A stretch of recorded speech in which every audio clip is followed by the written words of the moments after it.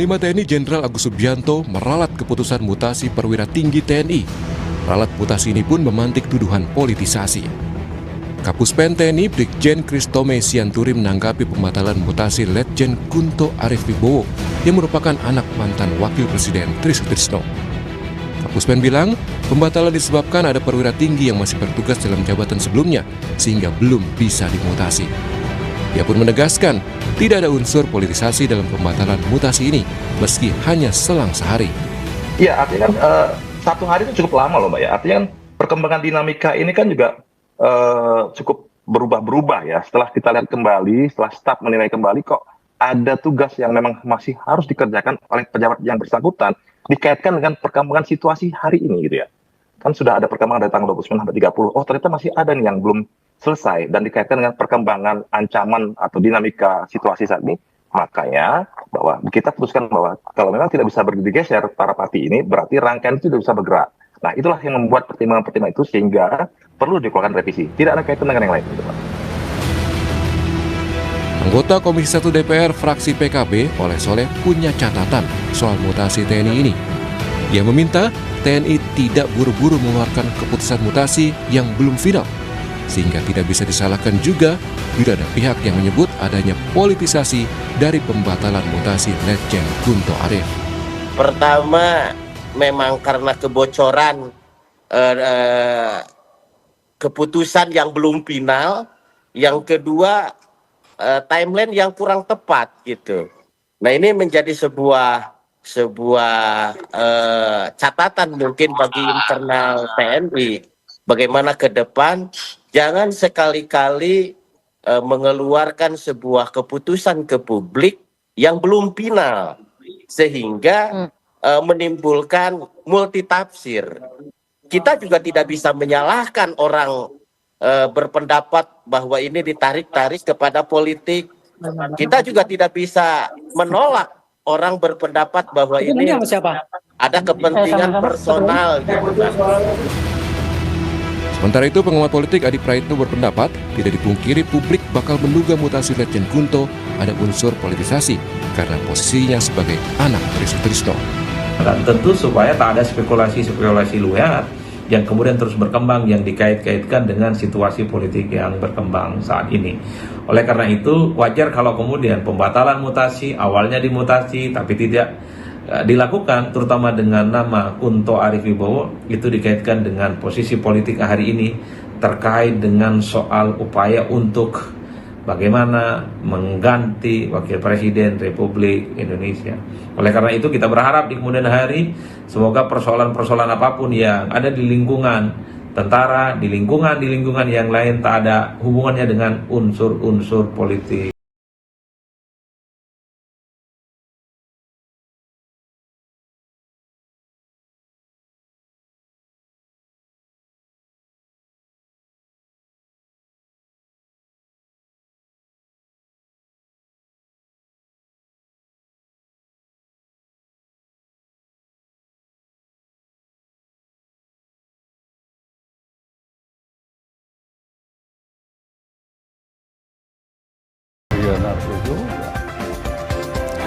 Saudara, pembatalan mutasi Letjen Kunto Arief Wibowo yang hanya berselang sehari pasca diumumkan menduduki jabatan baru membuat publik bertanya-tanya. Meski TNI sudah menegaskan tidak ada unsur politik di balik pembatalan mutasi anak mantan Wapres Tri Sutrisno ini, tapi benarkah? Nah, kita akan ulas bersama dengan anggota Komisi 1 DPR RI fraksi PDI Perjuangan Majen Purnawirawan TB Hasanuddin sudah hadir di studio. Selamat pagi Kang TB. Selamat pagi. Selamat pagi. Kemudian ada juga yang hadir di studio Mas Adi Praitno, Direktur Eksekutif Parameter Politik Indonesia. Selamat pagi Mas Adi. Selamat pagi Mas. Baik, siap. Dan hadir juga melalui sambungan daring saudara, ada Soleman B. Ponto, Kabais TNI 2011-2013. Selamat pagi Pak Soleman. Selamat pagi Pak TB. Selamat pagi. Ini reuni Selamat pagi Pak Adi. Pak Soleman dengan Kang TB. Tapi saya ke Pak Soleman dulu. Pak Soleman, ini lagi gonjang-ganjing nih ya beberapa hari terakhir. Oke lah, kita tahu ini sesuatu hal yang sangat lumrah terjadi di tubuh TNI, rotasi dan segala macam. Tapi yang jadi pertanyaan kemudian yang dirotasinya siapa, ini anaknya siapa, dan dalam momentum seperti apa gitu ya. Nah kalau Pak Soleman sendiri melihatnya seperti apa Pak? Jadi ini buktinya bahwa TNI juga tidak sedang dalam keadaan baik-baik saja. Oke. Sama kan? Nah, ini sudah bukti yang paling jelas bahwa TNI sedang tidak baik-baik saja. Kita bukan melihat siapa yang digeser, tetapi sistemnya. Artinya ada sistem yang tidak main di sini. Yang disampaikan tadi pembukaan Kadispen, TNI itu ada yang namanya Wanjakti. Jadi kalau sudah lewati Wanjakti, itu sudah pasti, tidak mungkin tidak pasti, itu. Nah, lalu yang kedua, kalau kita bisa lihat di sini, itu tidak hanya berdiri sendiri, ada angkatan laut yang dipindahkan, dipensiunkan menjadi angkatan darat. Itu Kababinkum, Kresno Bentoro, tiba-tiba jadi angkatan darat. Lalu yang ketiga, dalam surat keputusan itu, biasanya surat keputusan itu tidak ditembuskan kepada yang bersangkutan. Sekarang ditembuskan kepada yang bersangkutan hanya 6, 8 atau berapa itu. Kenapa tidak semua? Artinya ini memang tidak baik-baik saja ini. Yang terjadi apa? Yang di atas jalan sendiri, yang di bawah ogah-ogahan. Ini kalau saya melihat, Pak Sanudin nanti bisa menjelaskan. Yang di bawah itu dibiarin aja itu. Bagaimana baru kali ini terjadi seorang Kababinkum loh, itu angkatan laut, tiba-tiba pensiunnya jadi angkatan darat. Nah, artinya di dalam ini sedang tidak baik-baik saja. Itu buktinya. Oke, memang kita lihat tidak hanya soal satu orang saja, tapi secara keseluruhan ini sedang tidak baik-baik saja, betul Kang TB kalau melihatnya? Iya, jadi sangat tidak baik-baik saja. Pakai sangat. Pakai sangat, Bang. Saya akan kembali kepada aturan perundang-undangannya. Di dalam Undang-Undang Pertahanan pasal 17 itu tercantum, ya, begini bunyinya. Presiden mengangkat Kepala Staf Angkatan Darat, Kepala Staf Angkatan Laut, Kepala Staf Angkatan Udara atas usulan Panglima TNI. Clear.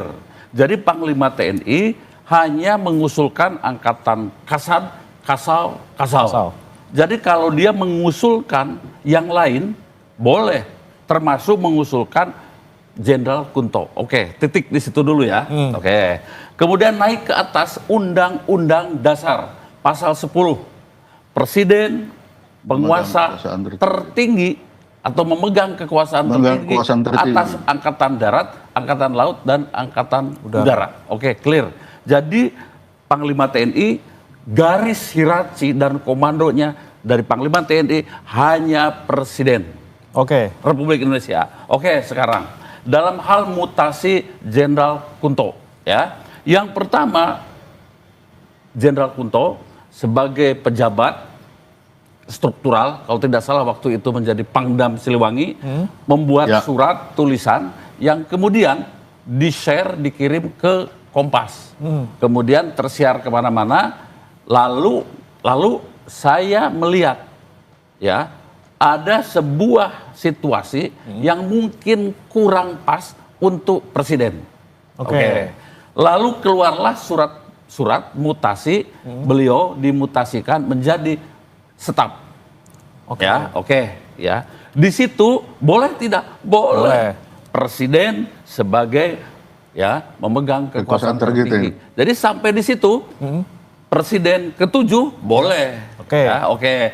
Kemudian setelah itu Presiden ke-7 turun, diganti oleh Presiden ke-8. Ya. Lalu dimutasikan lagi, naik kepada menjadi Panglima Kogab Wilhan. Ya, oke.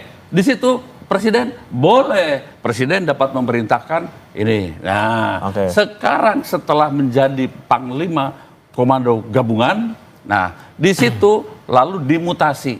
Nah, ini lalu dimutasinya itu menjadi staf ahli Kasad, di Kasad, ya. Ini boleh tidak? Menjadi pertanyaan sekarang, ya. Panglima TNI memutasikan yang bukan Kasad, Kasal, ya, boleh memutasikan Jenderal Kunto, boleh. Tetapi masalahnya, apakah itu sudah sesuai perintah dari Presiden? Nah, di sini atas perintah siapa? Nah, konon itu yang menjadi penggantinya itulah mantan ajudan Presiden ke-7. Berarti Panglima TNI ini atas arahan dan mungkin quote atas perintah Presiden ke-7. Ini yang tidak benar. Ini ada indikasi Tidak gitu ya, benar. walaupun belum ada buktinya gitu ya, orang TB ya. Betul. Nah, sekarang kalau memang ini komunikasikan saja. Komunikasikan saja ya kepada presiden baru.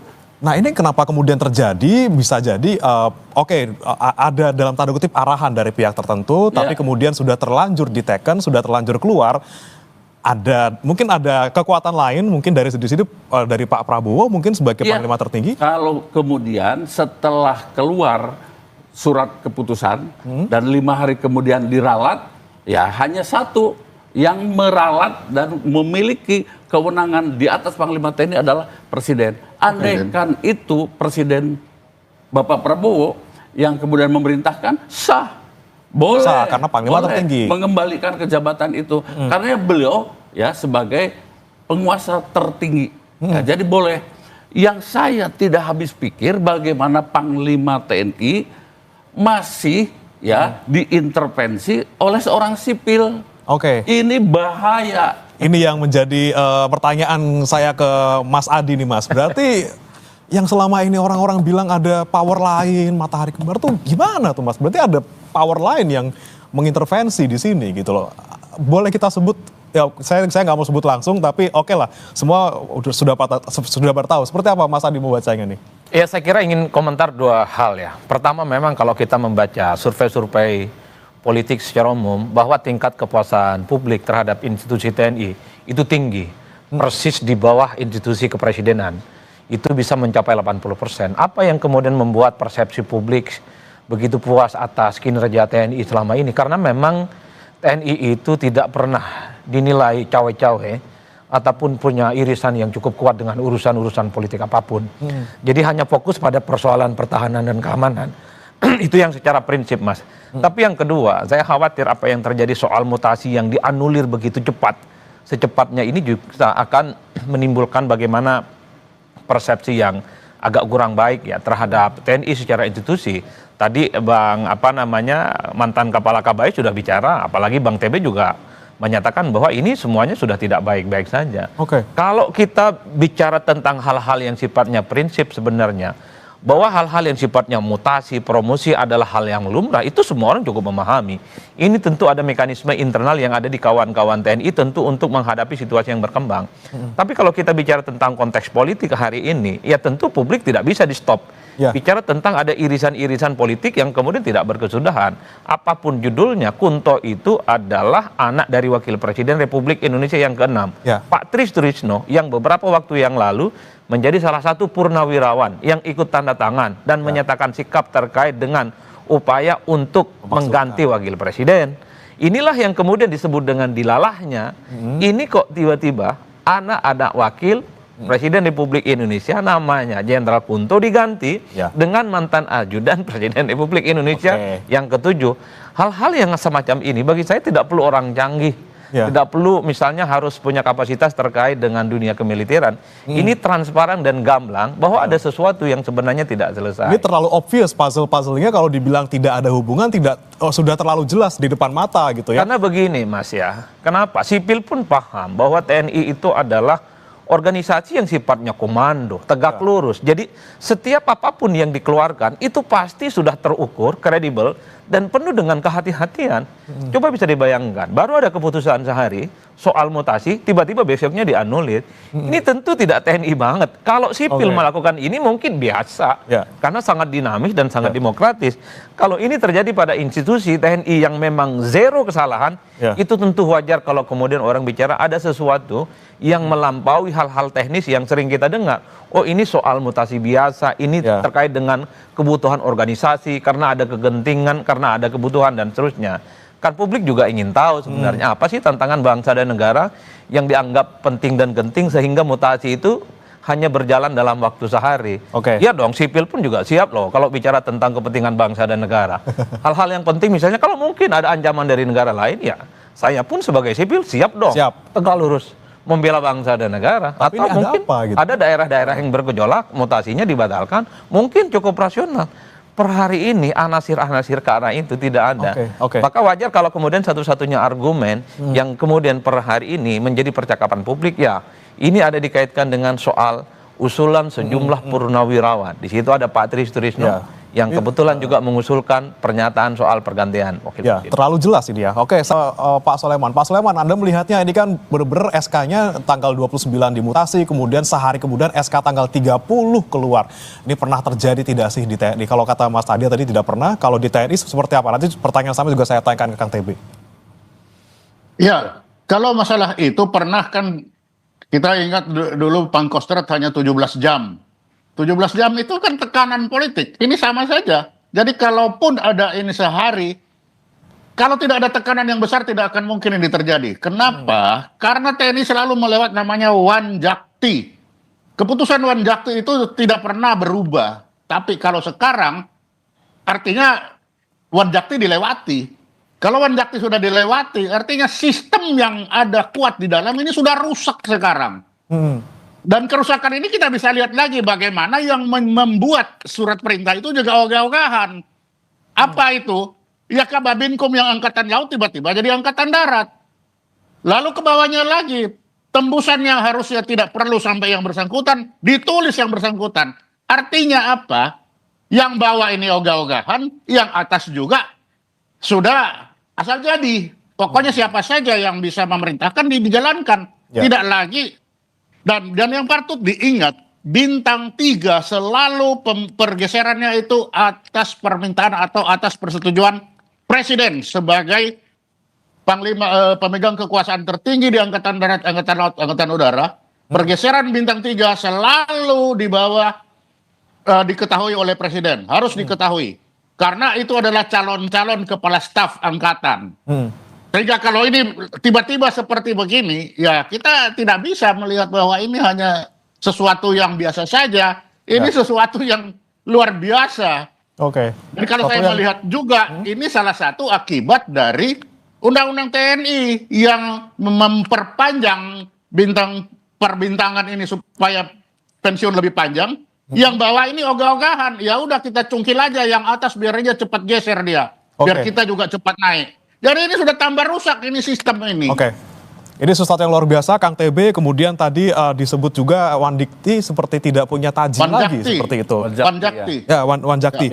Nah, terus kemudian disangkutkan lagi ke RUU TNI yang ada pengaruhnya. Seperti apa Kang TB melihatnya? Jadi begini ya, kalau RUU TNI ini mohon segala hormat ya, belum ada perpres atau mungkin keputusan-keputusan lain. Jadi kita tidak bisa dulu ya mendiskusikan RUU atau sekarang menjadi undang-undang TNI. Tetapi menurut hemat saya, Panglima TNI ini sudah di luar ketentuan. Ya, contoh saja yang tadi disampaikan oleh Pak Ponto soal pemindahan ya perwira tinggi angkatan laut menjadi perwira tinggi angkatan darat di Kepala Staf Angkatan Darat, ya itu. Yang namanya ya mutasi pada level atas itu ada Wanjakti. Keputusannya itu digodok di staf. Staf itu mulai dari Pabanda. Dari Pabanda masuk ke Paban Madya. Dari Paban Madya masuk ke Paban. Dari Paban masuk ke Waaspers. Dari Waaspers baru ke Aspers. Dari Aspers baru ke Kasum setelah diparap, baru ke Panglima TNI. Masa itu panjang loh Pak. Panjang sekali. Panjang sekali. Kalau mau diikuti, berarti ini dalam keadaan, mohon maaf, pembangkangan menurut hemat saya. Kok ujung-ujung langsung ditandatangani oleh Panglima TNI dan diumumkan? Ini aneh. Dan itu yang namanya surat keputusan SK Panglima TNI juga sederet tembusannya kepada yang bersangkutan. Saya ini 35 tahun menjadi prajurit TNI. Hampir tidak pernah ada, ini mungkin Pak Ponto ya, tidak pernah ada ketika ya saya pindah atau saya naik pangkat ditembusi kepada yang terhormat, misalnya Letkol TB Hasanuddin. Nggak pernah. Nggak ada terima surat. Tidak terima surat. Saya dipanggil oleh komandan saya, lalu apel, kamu mendapatkan kehormatan naik pangkat. Jadi tidak ditulis di dalam itu. Ini gaya apa? Model apa itu? Coba. Ya itu saya juga tidak bisa menjawab, yang menjawab Kang TB sebenarnya kan, Kang TB yang ada di sana. Tapi saya mau tanya ke Mas Adi, kalau Anda melihat ketika nih di antara tanggal 29 kemudian berubah di tanggal 30 SK-nya, ini ada apa nih sebenarnya Mas? Apakah misalnya kok kayak gini nih misalnya Pak Prabowo nih, saya anggap Pak Prabowo ini melihat ini seperti apa? Ini ada apa? Ini kok kemarin ada mutasi? Wah nggak bisa nih, ini lagi kondisinya momentumnya lagi tidak pas gitu. Anda melihatnya gimana nih Mas? Emang ada kekuasaan Pak Prabowo yang ini ditunjukkan misalnya untuk kayak saya masih punya taji di sini, jangan sampai saya membiarkan sesuatu yang tidak disukai dalam tanda kutip oleh publik terjadi seperti itu. Ya, bagi saya sebenarnya secara prinsip, semoga tidak ada sesuatu yang serius. Ini murni misalnya soal kebutuhan organisasi untuk menghadapi begitu banyak dinamika dan perkembangan zaman lah. Tapi kan suatu hal, kenapa ini berubah secara drastis dalam hitungan sehari misalnya? Kita kan sering mendengar Mas, no viral no justice. Jadi ketika ada mutasi dari Kunto kemudian digantikan oleh mantan presiden Republik Indonesia, kan orang semua ramai bicara. Semua lini masa. Media sosial, media cetak, kemudian koran, TV, semuanya bicara. Ini ada indikasi-indikasi yang terkait dengan situasional politik yang berkembang hari ini. Nah, praktis setelah kegaduhan itu muncul, berubah secara drastis, ada penganuliran terkait dengan mutasi itu. Artinya apa? Kalau tidak gaduh ini netizen yang bawel, yang cerewet, saya kira ini akan terjadi begitu saja. Nah, inilah yang saya kira, kalau kita misalnya mendengarkan Bang TB tadi, ataupun Bang Punto ya, satu hal yang prinsip, kalau undang-undang itu sudah menjadi guidance dalam sebuah sistem meritokrasi, dia itu mestinya harus diletakkan di atas segala-galanya. Bukan power, bukan politik yang kemudian akan mengubah segala apapun yang itu bertentangan dengan kaidah-kaidah yang justru akan menimbulkan sesuatu yang tidak baik. TNI harus kita akui sebagai institusi yang per hari ini sebenarnya itu sangat jauh dari anasir-anasir politik dibandingkan dengan institusi-institusi pemerintahan yang lain, dibandingkan dengan institusi-institusi negara yang lain. Itulah yang saya selalu mengatakan. Oleh karena itu, saya berharap betul siapapun yang punya kekuasaan terhadap TNI, jangan lagi misalnya mengintervensi cawe-cawe yang hal-hal ini tidak sesuai dengan prosedur yang kemudian berlaku. Orang sudah terlampau distrust Mas, terkait dengan lembaga-lembaga ini kan dianggap sebagai selera dari kepentingan-kepentingan politik tertentu. Bukan hanya kondisi normal, kondisi politik juga dikait-kaitkan, kondisi pemilu juga dikait-kaitkan. Kalau begini ceritanya, wajar kalau kemudian publik tidak terlampau percaya pada lembaga-lembaga negara manapun. Oleh karena itu, hal-hal yang semacam ini tentu jangan terulang lagi. Kita tahu bahwa TNI itu memang hidup dan matinya adalah untuk kepentingan bangsa dan negara. Bukan untuk kepentingan-kepentingan yang lain dan bukan untuk kepentingan kelompok-kelompok tertentu. Inilah yang saya sebut ihdinas sirotol mustaqim. Kembalilah ke jalan yang benar, bahwa TNI itu hanya mengabdi kepada bangsa dan negara dan penguasa tertinggi adalah Presiden Republik Indonesia hari ini dan bukan presiden-presidenan yang lainnya. Oke. Jalan yang lurus tadi, poin yang lucu, ya bukan lucu ya, itu poin yang menarik ya tadi, siratul mustaqim ke yang lurus gitu. Tapi saya mau nanya ke Pak Soleman. Pak Soleman, kalau sekarang yang sudah diputuskan gitu ya, dianulir gitu, di dalam tanda kutip ditangguhkan gitu SK mutasinya, ini apakah sudah sesuai dengan jalan yang lurus, tidak jadi dimutasi atau ditunda mutasinya seperti itu? Ya sekarang itu semua jalannya sudah jalan yang nggak benar yang ditim. Seharusnya kalau itu bukan dianulir begitu, tetapi yang lama dicabut, diganti. Tetapi ini kan hanya bilangnya, tidak jadi. Lah ini kan seperti main-main itu. Dibilangnya malah ditunda Pak, nanti 3 bulan dibahas lagi, bisa jadi balik lagi mutasinya gitu. Nggak bisa jadi, harusnya kan dicabut. Bahwa yang ini dicabut, lalu ditempatkan kembali. Kalau ini hanya bilang nomor 4 ini terjadi kekeliruan, dicabut. Lah ini mengaku terjadi kekeliruan ini juga kan memperlihatkan tidak sedang dalam baik-baik saja. Bagaimana kok karuan sekalian, ini sudah jadi, diangkat kembali. Itu akan lebih tegas bahwa ini keputusan kita mengangkat kembali. Tetapi ini terjadi kekeliruan. Nah, kekeliruan ini diakibatkan oleh apa? Tidak mungkin keliru ini kalau tidak ada tekanan yang besar. Karena tentara sudah punya sistem yang kuat. Jadi keliru ini karena ada tekanan.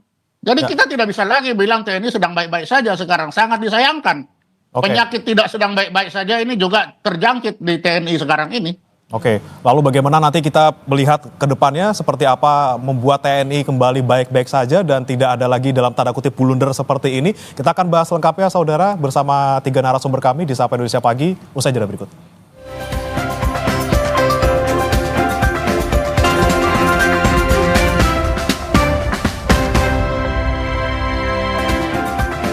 Anda kembali di Sapa Indonesia Pagi, Saudara, dan masih bersama 3 narasumber kami. Ada Kang TB Hasanuddin, anggota Komisi 1 DPR RI, kemudian Soleman B. Ponto, KBS TNI 2011-2013, dan juga Mas Adi Praitno, Direktur Eksekutif Parameter Politik Indonesia. Tadi menyambung pernyataan dari Pak Soleman terkait ini kok dia langsung dicabut saja gitu, Kang TB. Kenapa kemudian bahasanya ditangguhkan? Nanti kita bahas lagi selama 3 bulan untuk permutasian ini antara jadi atau enggak seperti Ya, pernyataan siapa itu tadi?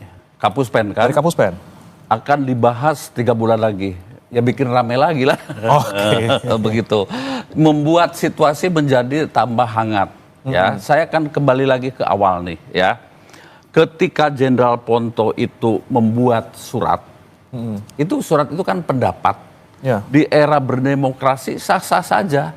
Dan negara tidak akan misalnya terjungkel hanya karena surat itu, pendapat seseorang.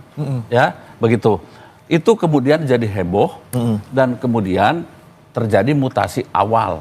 Seharusnya Panglima TNI melakukan rapat ya dengan Wanjakti, lalu kalau ini harus ada perintah mutasi bagaimana? Didiskusikan dengan baik. Oke. Begitu. Dan yang kedua juga ya, yang kedua soal Jenderal Kunto itu ya putra dari Pak Tri Sutrisno. Ya. Pak Tri Sutrisno itu kan sudah menjadi masyarakat sipil.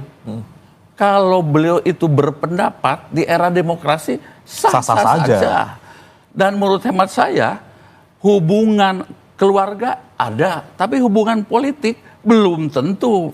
Jadi harus dilihat dulu apakah ada hubungan pernyataannya Pak Tri Sutrisno dengan jabatan beliau ini. Ya. Harus dianalisa dengan baik dan kemudian itu ada jenderal-jenderal dikumpulkan, Wanjakti didiskusikan. Ini bagaimana? Nah, harus seperti itu, harus jeli ya. Jangan tutup mata Panglima TNI. Jadi, oh ya ini tidak ada hubungan dan sebagainya dan sebagainya. Saya khawatir kalau hanya hubungan-hubungan ini banyak juga sekarang kolonel, letkol dan sebagainya. Bapaknya itu jenderal-jenderal yang ikut menjadi kemarin datang dan membuat pernyataan itu. Yang 8 pernyataannya. Itu kan banyak putra-putrinya yang jadi anggota militer. Apa itu juga mau dipermasalahkan?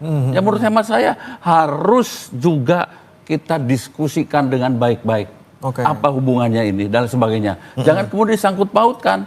Dan Jenderal Kunto sudah dewasa. Masa mau dipengaruhi oleh orang tuanya, ayahnya dan sebagainya. Itu menurut hemat saya naif banget.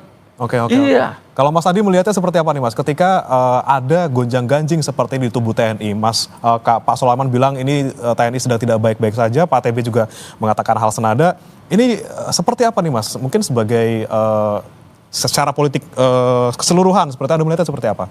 Ya saya kira ini soal timing yang sebenarnya agak kurang pas ya, soal momentum terkait dengan hiruk pikuk pernyataan sejumlah purnawirawan dengan 8 tuntutan. Mungkin kalau soal mutasi yang berubah secara drastis ini terjadi tidak dalam situasi yang kemudian terjadi kekisruhan itu, saya kira tidak akan ada persoalan. Paling ini hanya dianggap sebagai sebuah dinamika internal, bagaimana memang TNI itu sedang melakukan sebagai sebuah regenerasi, mungkin mutasi semacam promosi dan terusnya. Yang menjadi ramai memang ketika dikait-kaitkan dengan situasi politik. Inilah yang saya kira menjadi 2 hal yang berbeda. Satu sisi kalau kita mendengarkan penjelasan dari Kapus Pen TNI, ini hanya internal. Tidak ada kebutuhan-kebutuhan apapun dari segi eksternal. Oke, tidak ada perdebatan apapun, tapi memang di luar itu kita juga tidak bisa menghentikan bagaimana publik selalu mengait-ngaitkan terkait dengan situasi yang berkembang, Mas. Jadi yang ingin saya katakan adalah per hari ini TNI itu secara kelembagaan masih menjadi lembaga yang paling banyak dicintai dan disukai oleh rakyat di seluruh Indonesia. Jadi hal-hal yang dikhawatirkan ini menjadi disrupsi, kemudian mengurangi sikap positifnya, tentu di kemudian hari memang harus menjadi catatan dan evaluasi. Semoga hal-hal yang semacam ini tidak terjadi lagi, dan apapun yang terjadi itu murni hanya kebutuhan soal bagaimana mutasi dan rotasi yang ada di internal, dan tidak ada kaitannya dengan unsur-unsur lainnya. Kan itu saja yang sebenarnya bagaimana suasana kebangsaan kita hidup bernegara itu memang itulah yang saya sebutkan. tetap nyaman, tetap kemudian guyup, dan kemudian tetap bersatu untuk kepentingan bangsa dan negara. Saya kira di situ saja sebenarnya. Oke. Pak Sulaiman, bagaimana nih? Ini sudah terlanjur rame gitu ya, sudah terlanjur basah gitu ya,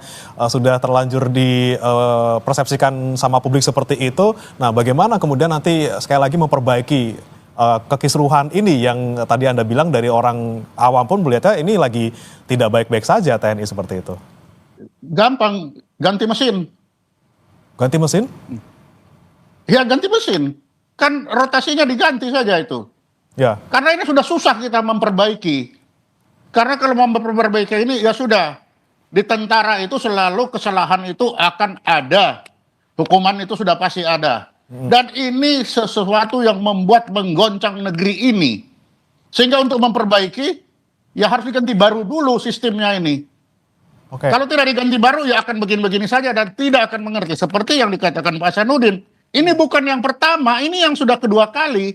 Masa apakah kita menunggu sampai yang ketiga kali? Lagu aja bilang jangan sampai 3 kali. Oke. Iya kan? Ya. Kang TB gimana? Dan ini harus segera. Kenapa? Ini sekarang kita dalam situasi tidak baik-baik saja. Ini sudah kedua kali terjadi. Jangan sampai ketiga kali. Makanya harus ada rescue namanya. Harus ada bagaimana rescue ini jalan untuk supaya ini jangan terjadi kembali. Ya tidak mungkin kita lihat tadi apa yang disampaikan ke Dispen tidak cocok dengan apa yang dikeluarkan berdasarkan keputusan Panglima.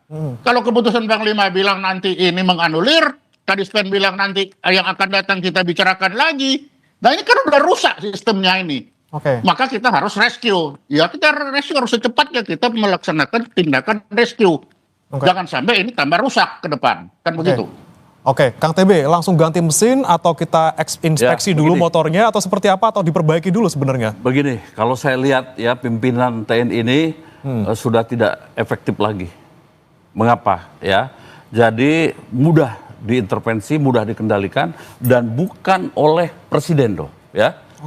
Oleh di luar kapasitas, ya, bukan siapa-siapa dan non jabatan. Ya kalau misalnya orang sipil masih bisa mengendalikan Panglima TNI, matilah kita. Itu yang pertama. Dan ini bukan yang pertama saja, yang sebelumnya saya juga sangat sedih. Ada sebuah pernyataan yang mengatakan ini kan lagi di TNI lagi dibully lah bahwa akan kembali ke dui fungsi. Tiba-tiba Panglima TNI mengatakan ya bahwa bukan kembali ke dui fungsi, bahkan TNI sudah multifungsi. Ya Allah, saya bilang bagaimana ini menjelaskannya, harusnya kan mengatakan tidak mungkin kami kembali ke dui fungsi. Ya, bahwa ada perubahan-perubahan untuk kepentingan bangsa negara, begitu. Tapi malah disebut sebagai multifungsi. Semakin dari banyak situ saya mulai melihat ini ada banyak hal yang kontraproduktif kalau diteruskan. Jadi saya menyarankan ke publik waktu itu ditanya, ya harus ada evaluasi. Kalau terus-terusan begini, kasihan prajurit-prajurit TNI yang memang namanya sudah bagus dan memang sudah diakui oleh masyarakat sebagai lembaga terbaik di Republik ini. Dipanggil Pak nanti? Bagaimana? Pak Panglima dipanggil ke DPR? Dipanggil siapa? Dipanggil Komisi 1? Mungkin sudah dipanggil Presiden ya. Sudah. Ya nanti kalau soal Komisi 1 kita diskusikan dulu karena kan ada sebuah prosedur yang harus dilalui. Siap. Saya mau ke Mas Adi lagi. Mas Adi, sekali lagi ini power di luar jabatan dibahas lagi gitu ya. Dan selalu di topik sebelumnya, topik sekali ini kemarin dibahas lagi gitu ya. Ini ada apa sebenarnya Mas Adi? Kita harus gimana sih sebenarnya ini dibahas terus nih soal ini? Kalau saya sih sebenarnya secara prinsip bahwa kehidupan berbangsa dan negara itu memang harus dikendalikan oleh Presiden definitif per hari ini, bukan ada unsur-unsur lain di kekuasaan itu. Itu kan yang sebenarnya menjadi pergunjingan sepanjang 6 tahun pergantian pemerintah. Oleh karena itu saya kira bukan hanya kelembagaan TNI ya, tapi di sektor yang lain tentu saja bahwa Mestinya yang bisa mengorkestrasi, memberikan perintah tegak lurusnya kepada Presiden Republik Indonesia saat ini, bukan kepada yang lain. Inilah yang saya kira menjadi penting. Kalau segala sesuatu yang sudah sesuai prosedur, yaitu cukup dijalankan, cukup itu dilaksanakan. Kalau di luar itu semua, wajar kalau kemudian menimbulkan pergunjingan, kontroversi yang kemudian tidak sesuai dengan harapan publik. Apalagi yang kita bisa harapkan, Mas, dari sebuah regulasi, peraturan kalau tidak ditegakkan di atas segala-galanya. Kalau aturan itu bisa semudah saja diubah, diintervensi, ya kita jangan pernah berharap ingin menjadi sebagai sebuah negara yang maju. Jangan sepelekan hal-hal yang semacam ini, karena juga akan terjadi di tempat yang cuman segini aja, cuman pembatalan sehari 2 hari saja. Bukan.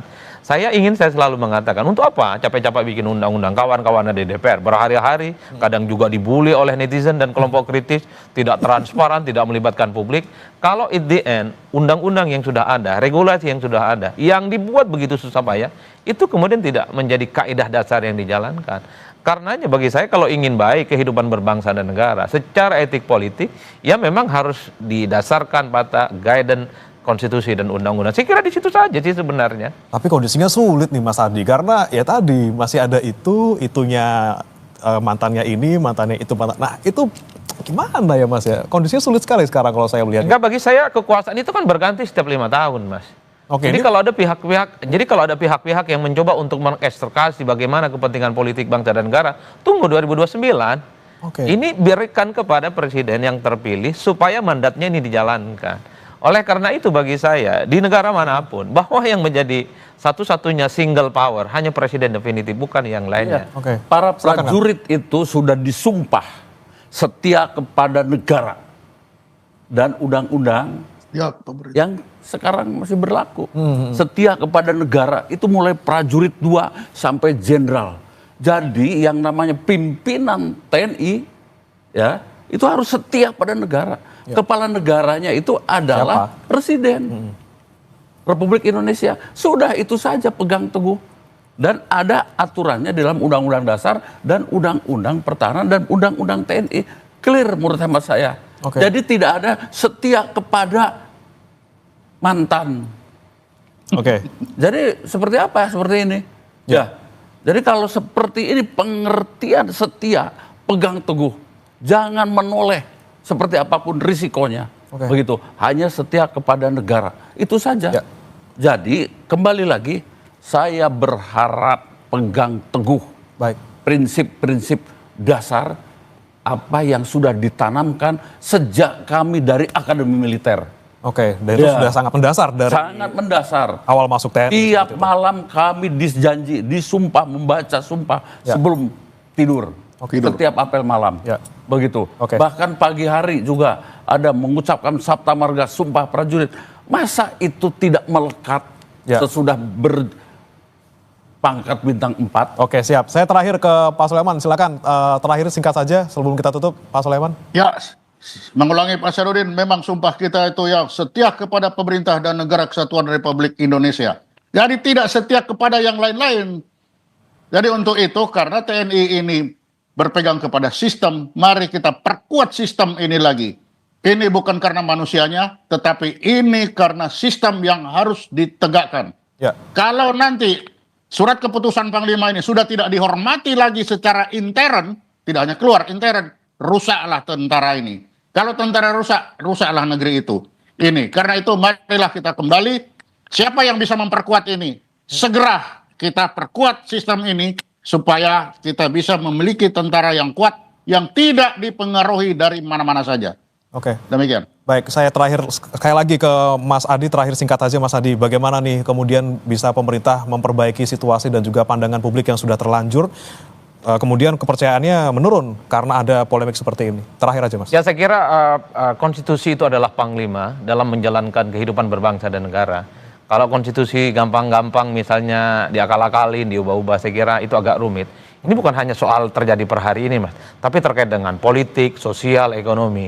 Yang ingin saya katakan adalah sebuah negara itu menjadi konsisten, kemudian dia akan konsisten menjadi negara yang maju.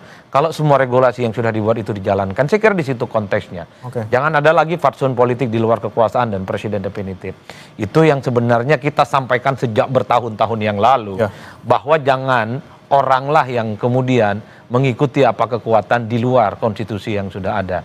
Jadi konstitusi itu siapapun pemimpinnya, siapapun orangnya, itu harus ditegakkan di atas segala-galanya. Saya kira di situ konteksnya. Oke. Dan ini sering diulang-ulang kok. Cuman prakteknya memang agak beda. Jadi dalam istilah filsafat yang disebut dengan the science and the solent. Jadi apa yang menjadi kenyataan dengan harapan itu seringkali berbeda-beda. Harapannya adalah sesuai dengan aturan, Undang-Undang Dasar 45, undang-undang yang lainnya. Tapi dalam prakteknya memang kita tahu selalu jauh panggang dari api. Kuncinya kembali ke konstitusi ya Mas Adi. Oke, baik, terima kasih Mas Adi Praetno, Direktur Eksekutif Parameter Politik Indonesia. Sebelumnya juga ada Pak Suleman B. Ponto, KBS TNI 2011-2013. Dan Kang TB Hasanuddin, terima kasih sudah bergabung bersama kami di Kompas TV, anggota Komisi 1 DPR RI. Dan saudara, jangan beranjak, kami akan kembali dengan informasi lainnya terkait dengan sejumlah rumah rusak hingga membuat sebagian warga terpaksa mengungsi usai bencana tanah bergerak melanda Dusun Sukaasih, Sumedang, Jawa Barat.